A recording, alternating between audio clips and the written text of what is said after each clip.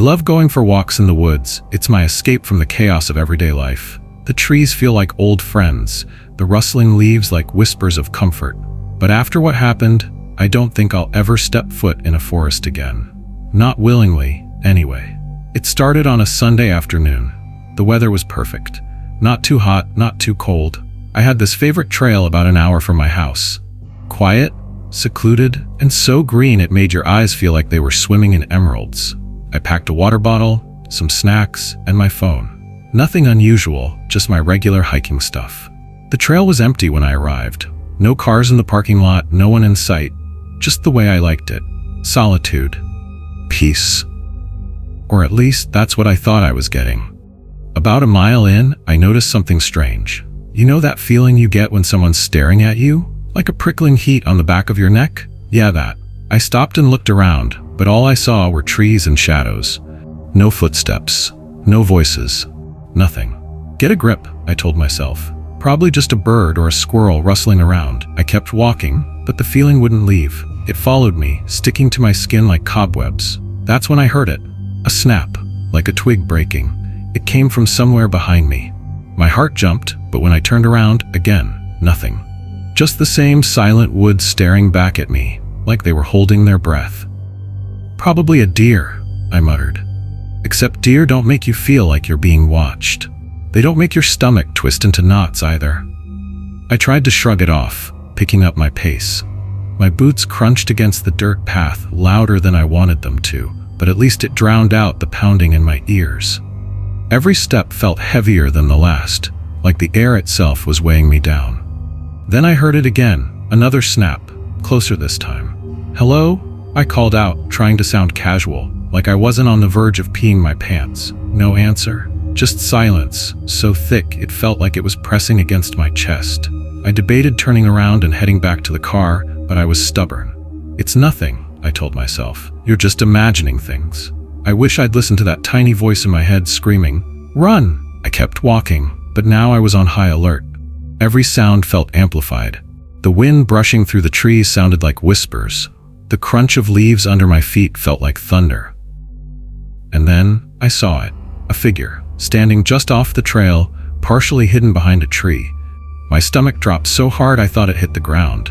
At first, I thought it was a trick of the light, but no, it was definitely a person. They weren't moving, just standing there, staring at me. I couldn't see their face clearly, but I could feel their eyes, boring into me like they were trying to peel back my skin. "Can I help you?" I called out, my voice cracking. No response. They didn't move, didn't blink, just stood there, as still as the trees around them. Okay, this was officially creepy. I turned and started walking faster. My legs felt like jelly, but I forced them to move. I told myself not to look back.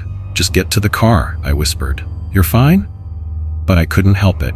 Curiosity killed the cat, right? I glanced over my shoulder. They were following me. Not running, not even walking quickly. Just a slow, deliberate pace, like they had all the time in the world to catch up to me. My brain went into overdrive. Who were they? What did they want? Should I run? I picked up my pace, practically jogging now, but so were they. Their slow steps turned into quick strides, matching my speed like it was a game. My heart felt like it was trying to claw its way out of my chest.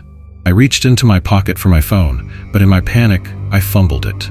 It slipped from my hands and hit the ground with a dull thud. "No, no, no," I whispered, bending down to grab it. When I looked up, they were closer. Too close. Screw the phone. I ran, full sprint. My lungs burned, my legs screamed, but I didn't stop. The path twisted and turned, and I was praying to every god I could think of that I wouldn't trip.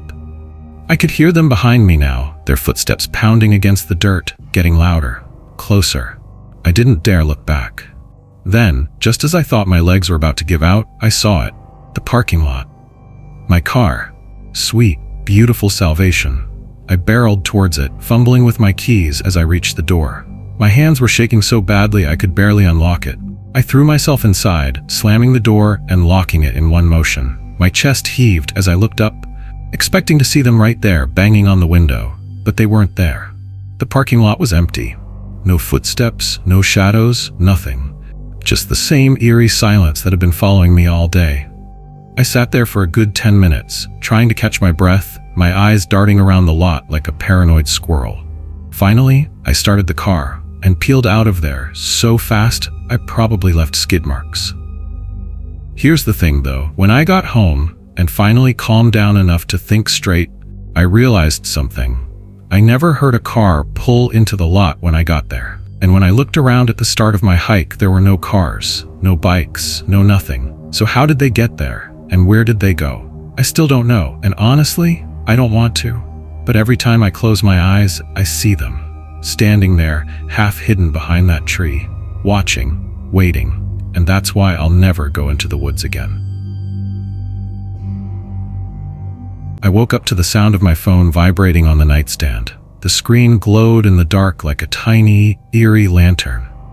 Who calls at 3 a.m.? I grabbed the phone, squinting at the name. No caller ID. Classic. But something about the timing gave me a weird feeling in my chest. Still half asleep, I debated ignoring it, but curiosity got the better of me. I slid my thumb across the screen and said, "Hello?" At first, there was nothing but static, the kind you'd hear on an old TV. "Hello." I tried again, louder this time. Then a voice came through, raspy, low, and off. Not in the "I'm a telemarketer who hates my job" kind of way. More like they didn't quite know how to sound human. "Is this you?" the voice asked. Okay, now I was awake. Yeah, it's me. Who's this?" The line went quiet again, except for a faint rhythmic sound in the background. It almost sounded like breathing, but slower. "You're awake now," the voice finally said, stretching out the words like they were savoring them. "No kidding," I snapped, rubbing my eyes. "It's 3 a.m. What do you want?" They didn't answer right away. Instead, they let out this chuckle that made my skin crawl. It wasn't a normal laugh. It was hollow, like someone trying to mimic what laughing sounds like without ever actually doing it. "Do you ever think about how close we are?" they said finally. "Close? Like, emotionally?" I joked, trying to mask the unease creeping up my spine. Humor's my go-to when things get weird, but this time, it didn't feel like it was helping. "No," the voice replied, and now it sounded almost annoyed. Physically. That's when I froze. My brain started doing backflips, trying to figure out what the hell was going on.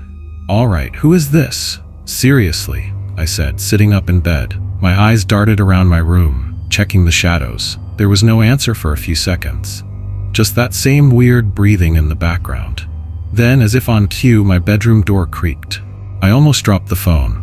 My door was supposed to be closed. I stared at the sliver of darkness beyond the doorframe, my heart pounding like a drum solo. "Nice try," I said into the phone, though my voice shook a little. "Very funny. You almost got me." But the voice didn't laugh this time. Instead it said, "Turn around." I froze, every hair on my body standing on end. "What? Turn around?" The voice repeated, slow and deliberate. My body refused to cooperate. My brain screamed, "Do not turn around." But of course, that's exactly what I did. There was nothing there. Just my room, messy as usual. Clothes on the chair, shoes on the floor, a half-empty water bottle on the nightstand. I let out a shaky laugh. "Okay, you've had your fun. Who put you up to this?" "Was it Jason?" "It was Jason, wasn't it?" The voice didn't answer my question. Instead, it said something that made my blood run cold. "You're looking the wrong way." I spun back around so fast I nearly gave myself whiplash. The door, the one that had creaked open earlier, it was wide open now. I grabbed the nearest thing I could find, a paperback book, and held it like a weapon. Not exactly intimidating, but hey, you work with what you've got. "Listen," I said into the phone, trying to sound braver than I felt. "If you're in my house, this isn't funny anymore. I'm calling the cops." The voice chuckled again, that same unsettling imitation of a laugh. "You won't need them." And then the line went dead. The silence was deafening. I stared at my phone, half expecting it to ring again. When it didn't, I slowly got out of bed, my heart still pounding. I crept toward the door, trying not to make a sound.